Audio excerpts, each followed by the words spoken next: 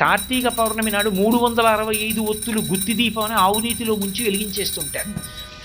10 రోజులో 15 రోజులో ఇది తెలియకముందు ఇంతకుముందు ఎప్పుడైనా వదిలేసిన రోజులు ఎన్నున్నాయో, ఒక ఏడాదంతా నీ దీపం పెట్టకుండానే ఇల్లు వదిలేసినా ఎంత పాపం వస్తుందో అదంతా పోవుగాక 365 ఒత్తులు వెలిగించి వచ్చేస్తారు.